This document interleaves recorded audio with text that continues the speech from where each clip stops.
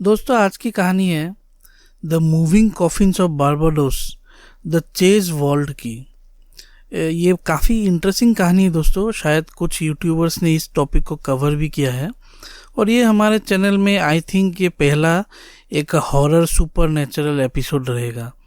तो उम्मीद करता हूँ ये कहानी आपको अच्छी लगेगी और अगर अच्छी लगे तो प्लीज़ मेरे चैनल को लाइक और सब्सक्राइब ज़रूर कीजिए। Thank you so much.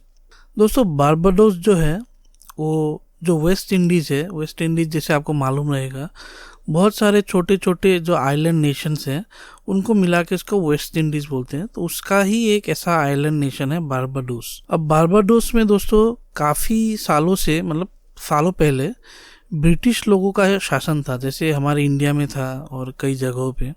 उसी तरह से ब्रिटिश साम्राज्य का ही इस बारबाडोस में शासन था और इसी बारबाडोस में रहते थे थॉमस चेज और इनका चेज परिवार। अब दोस्तों ये थॉमस चेज जो है ये एक काफ़ी क्रूर आदमी था और आर्मी में ये एक जनरल था और ये बारबाडोस के जो लोकल लोग हैं उन पे ये बहुत ही बुरी तरह से ये जुल्म करता था। उनको मारता पीटता था, उनको पनिश करता था, फिजिकली सेक्सुअली उनको एब्यूज करता था। एक तरह से बोला जाए तो एक टायरेंट, मतलब जो उन लोकल लोगों को वो परेशान करता था। लेकिन इसकी जो खुद की पर्सनल जिंदगी थी या फिर पूरे चेस परिवार की, वो भी कुछ अच्छी नहीं थी। अब आते हैं कहानी का जो मेन पॉइंट है, मतलब चेज वॉल्ट। दोस्तों वहाँ पे जब लोग मरते थे तो उनको ऑफिस सिमेट्री में दफनाया जाता है। क्रिश्चियन लोग जब मरते हैं तो सिमेट्री में उनको दफनाया जाता है और वहाँ पे एक सिमेट्री थी बारबाडोस में, जो जिस इलाके की ये घटना है उस सिमेट्री का नाम है क्राइस्ट चर्च पेरिस सिमेट्री। और इस सिमेट्री के पास में ही, मतलब बगल में ही एक वॉल्ट था। वॉल्ट मतलब दोस्तों जैसे अमीर लोग होते हैं वो लोग क्या करते हैं, वो लोग दूसरे लोगों के जैसे एक के बाद एक ऐसे डेड बॉडीज को दफनाया जाता है, तो वो लोग ऐसा नहीं करते। वो लोग एक वॉल्ट खरीदते हैं जो ज़मीन के अंदर एक तरह से एक कमरा बोल लीजिए आप, एक अंडरग्राउंड रूम जिसका ओपनिंग बाहर की तरफ होगा, एक दरवाज़ा भी होगा शायद। तो वैसा एक वॉल्ट खरीदते हैं। उस वॉल्ट के अंदर काफ़ी जगह होती है, तो उनके परिवार में जितनी भी मृत्यु होती है तो उस कॉफिन को उस वॉल्ट के अंदर वो लोग रख देते हैं। उनको अलग अलग करके ऐसे दफनाते नहीं है। तो इस चेज परिवार ने, थॉमस चेज ने भी 1800 सन की घटना है दोस्तों, ये काफ़ी पुरानी घटना है, मतलब करीब 200 साल पुरानी घटना है। तो उस समय उन्होंने भी ऐसा एक वॉल्ट खरीदा एक दूसरे परिवार से। अब जब दोस्तों उन्होंने इस वॉल्ट को खरीदा तो ऑब्वियस सी बात है किसी और से खरीदा होगा, तो उस परिवार की, मतलब प्रीवियस ओनर की किसी रिलेटिव की ऑलरेडी एक कॉफिन उस वॉल्ट के अंदर थी और उस रिलेटिव का नाम था थॉमासिना गोडार्ड। तो वो प्रीवियस ओनर की कोई रिलेटिव थी और वो जो कॉफिन था वो लकड़ी का बना हुआ था, तो उसमें वो पहले से ही था। लेकिन चेस परिवार ने उस कॉफिन को हटाया नहीं वहाँ से। अब दोस्तों इस चेस परिवार का बुरा वक्त शुरू हो गया था, क्योंकि इस कॉफिन को खरीदने के कुछ ही सालों बाद थॉमस चेज की जो छोटी बेटी थी जिसका नाम था मैरी एन चेज, जो सिर्फ 2 साल की थी, तो उसकी मौत हो गई। किसी वजह से उसकी मौत हो गई और फिर उसके कॉफिन को, क्योंकि जबकि बड़े लोग थे तो वो लकड़ी या सीमेंट वगैरह के ताबूत तो यूज़ नहीं करते थे, कॉफिन यूज़ नहीं करते थे, तो उन्होंने एक लेड का, मतलब मेटल का एक बहुत बड़ा कॉफिन बनाया। उस कॉफिन में उस लड़की की लाश को उन्होंने रखा और फिर उन्होंने उस कॉफिन को वॉल्ट में रख दिया। तो सबसे पहले मौत हो गई थी मैरी एन चेज की। उसके ठीक कुछ ही सालों बाद जो थॉमस चेज की बड़ी बेटी थी जिसका नाम था डॉर्कस चेज, तो उसने भी खुदकुशी करके अपनी जान दे दी थी। उसने खुद को भूखा रखा, खाना वगैरह उसने नहीं खाया और इस तरह से उसकी मौत हो गई और उसे भी एक लेड के कॉफिन में रखा गया और कई लोगों की मदद से उस वॉल्ट में उसके कॉफिन को रखा गया। अब जबकि दोस्तों लेड का कॉफिन है तो काफ़ी भारी कॉफिन था, 50 केजी के ऊपर का कॉफिन था, तो कई लोगों की मदद से उसको वॉल्ट के अंदर रखा गया। अब जो वॉल्ट जो था दोस्तों आपको स्क्रीन में दिख रहा होगा, वो ऐसा था कि उसके ऐसे सीढ़ियाँ नीचे जाती थी और अंदर वॉल्ट था और उस सीढ़ी को ढकने के लिए भी एक मार्बल का बड़ा पत्थर का 500-600 किलो का पत्थर उसको ऊपर रखा जाता था जो उसको सील करके रखता था। अब दोस्तों जैसे मैंने कहा कि इस चेस परिवार का बुरा वक्त शुरू हो गया था। अब डॉर्कस चेस के मरने के सिर्फ 1 महीना बाद जो उनके फादर थे थॉमस चेज, तो उनकी भी मौत हो गई दोस्तों। अब दोस्तों यहाँ से ये कहानी काफ़ी रोमांचक हो जाती है। अब जब थॉमस चेज की मृत्यु हुई तो वो काफ़ी एक हट्टे कट्टे इंसान थे और उनके लिए भी लेड का कॉफिन बनाया गया।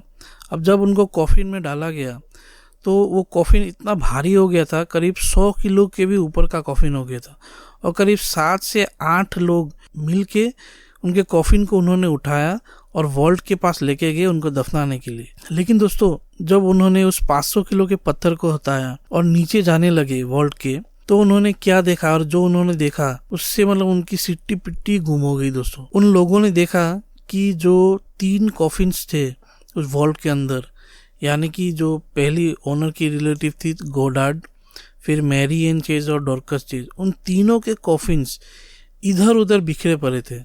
जबकि जब उन्हें रखा गया था तो वो एक अच्छे तरीके से रखा गया था, लेकिन जब उन्होंने उस पत्थर को हटा के थॉमस चेज को दफना के लिए जब वो लोग गए तो उन्होंने देखा कि तीनों कॉफिन इधर उधर बिखरे पड़े थे। तो इससे मतलब उनके होश ही उड़ गए कि ये तो कैसे हो गया, या फिर किसी ने ऐसा किया होगा, या फिर भूकंप की वजह से, या किसी नेचुरल या सुपर नेचुरल चीज़ों की वजह से ऐसा हो गया होगा। पर तब लोग डर तो गए, पर उन्होंने इतना नहीं सोचा और वो थॉमस चेज की कॉफिन को उधर रख के फिर पत्थर को वापस रख के सील करके वो लोग चले गए। उन लोगों ने उस सिमेट्री के अलग अलग दूसरे कॉफिन्स को भी देखा, लेकिन कोई भी कॉफिन ऐसा नहीं था। सारे के सारे कॉफिन्स अपनी जगह पे थे। बस ये जो चेज वॉल्ट था उसके कॉफिन्स अलग अलग पड़े हुए थे। एक कॉफिन तो उल्टा एक दीवार पे लटका हुआ था, उस तरह से थे।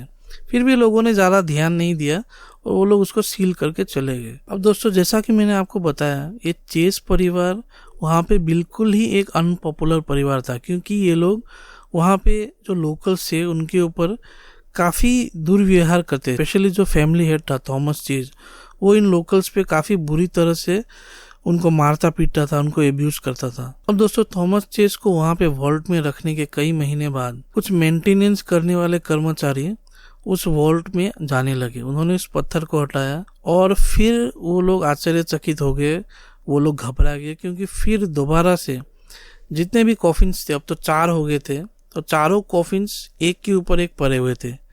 एक कॉफिन कभी उधर पड़ा था, कोई एक उल्टा हो गया था, कॉफिन दीवार पे लगा हुआ था। और जो थॉमस चेज का कॉफिन था जो 109 किलो का था, वो भी काफ़ी वायलेंटली उसको ऐसे जैसे हम किसी एक छोटी चीज़ को पकड़ के फेंकते हैं उस तरह से उसको फेंका गया था। अब दोस्तों इतना सब कुछ हो रहा था और इससे क्या हो रहा था कि ये जो घटना थी, ये चेज वॉल्ट में कॉफिन्स जो इधर उधर हो रहे थे, ये आसपास के इलाके में, इस बात की खबर आसपास के इलाके में पूरी तरह से फैल रही थी। लेकिन इतना कुछ होने के बाद भी जो चेज परिवार था वो इस सब चीज़ों पर इतना ध्यान नहीं दे रहा था और वो लोग बोल रहे थे कि लोग होंगे जो वेंडलाइज करते हैं, वो लोगों ने ऐसा किया होगा। लेकिन दोस्तों आप खुद सोचिए कि एक 500 किलो का पत्थर जिससे इस वॉल्ट को बंद किया गया है, उसको कोई एक शख्स कैसे हटा सकता है? और ऊपर से वहाँ पे वो तो मिट्टी का फ्लोर था, ना कोई फुटप्रिंट था, कुछ नहीं था, बस ऐसे हवा में ही कॉफिन्स इधर उधर हो गए थे। दोबारा से चेज परिवार में किसी की मौत हुई और उस वॉल्ट में लेके गए उसके कॉफिन को, और फिर उन्होंने ऐसा देखा कि सभी के सभी कॉफिन्स इधर उधर पड़े थे। और इस बार लोगों ने भी और चेज परिवार ने भी इस चीज़ को काफ़ी सीरियसली लिया। अब दोस्तों लोगों ने इस तरह से अफवाह फैलानी, या फिर सच भी हो सकता है, बात ऐसे करनी शुरू कर दी कि ये किसी ब्लैक मैजिक या वुडू वगैरह का काम होगा, या फिर कोई भूतिया शक्ति इसमें शामिल है जो इस तरह का काम कर रही है।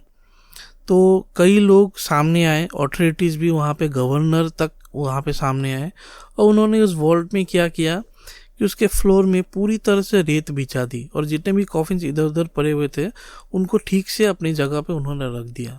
अब इस बार ज़मीन में रेत उन्होंने डाल दिया, फिर उस वॉल्ट की मरम्मत भी की, सीमेंट से, जो भी जिस भी रास्ते से अगर कोई सोचो अंदर जा सकता है उसको बंद किया गया।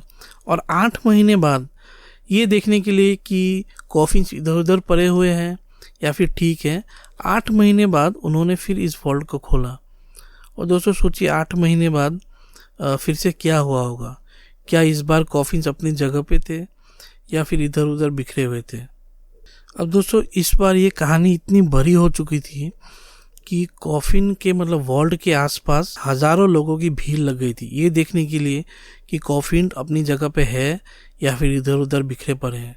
8 महीने बाद, मतलब बालू डालने के 8 महीने बाद जब इस वॉल्ट को फिर से खोला गया तो दोस्तों लोगों ने क्या देखा कि कॉफिन्स फिर से उल्टे पुल्टे पड़े हुए थे, और इस बार तो काफ़ी वायलेंटली उल्टे पुल्टे पड़े हुए थे। जैसे जो वुडन कॉफिन था थॉमसिना गोडार्ड का, वो तो इतनी बुरी तरह से फेंका गया था, एकदम वो टूट ही गया था। फिर उसके ऊपर तार डाल के उसको मरम्मत करके रखा गया।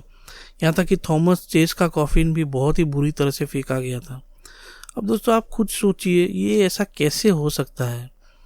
इस तरह का एक वेंडलिज्म करने के लिए एक पूरी तरह से बड़ी एक ग्रुप चाहिए, 10-15 लोगों की, तब जाके ऐसा हो सकता है। और बिना किसी के देखे या मतलब किसी ने ऐसा नोटिस नहीं किया, इस तरह का फेनोमेनन कैसे हो सकता है। अब ये दोस्तों ये इस तरह की कहानी है, काफ़ी पुरानी कहानी है। हो सकता है किसी ने इसके ऊपर नमक मिर्च लगा के भी इसको बड़ा किया होगा कहानी को।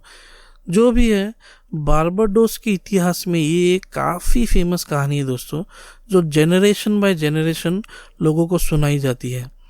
जैसे कोई कैंप फायर हो गया तो उस तरह के माहौल में हम लोग भूतिया कहानी या पुरानी कहानी कहीं पे सुनी हुई हम लोग सुनाते हैं। तो ये इस तरह का एक फोकलोर कहानी बारबाडोस में है। लेकिन ये असली चीज़ है दोस्तों, आप यूट्यूब में भी देख सकते हैं, कुछ लोगों ने इसके ऊपर डॉक्यूमेंट्री बनाई है। ये वॉल्ट अभी भी वहाँ पे मौजूद है। हाँ, मैं आपको ये बताना भूल गया कि जो रेट डाली गई थी तो उस रेट में एक भी फुटप्रिंट लोगों को नहीं मिला। अब जब ये 4th-5वीं बार भी ये कॉफिन्स इधर उधर हो गए तो उन लोगों ने क्या किया, 5 कॉफिन्स को बाहर लेके आए और वहाँ पे उसी सिमेट्री में ही पर अलग जगह पे उन लोगों को दफना दिया। और ये वॉल्ट अभी भी खाली पड़ा हुआ है आज तक, 2022 तक वो वॉल्ट अभी भी खाली पड़ा हुआ है और ये एक टूरिस्ट अट्रैक्शन बन गया है। अब दोस्तों सभी कॉफिन्स बाहर निकालने के बाद अब उस वॉल्ट में ऐसा कुछ भी नहीं देखा गया है। अब जब कॉफिन ही नहीं है तो ये भूत वगैरह क्या उछालेंगे। तो दोस्तों यही कहानी थी आज की, काफ़ी इंटरेस्टिंग कहानी दोस्तों। शायद मैं ठीक जजमेंट नहीं कर पाया हूँ, फिर भी अगर आपको ये सुन के अच्छा लगा हो प्लीज़ एक कमेंट कीजिए और मेरे चैनल को लाइक और सब्सक्राइब ज़रूर कीजिए दोस्तों। जल्दी ऐसी और कहानियाँ लेके मैं आपके सामने आऊँगा। टिल देन दोस्तों, थैंक यू सो मच।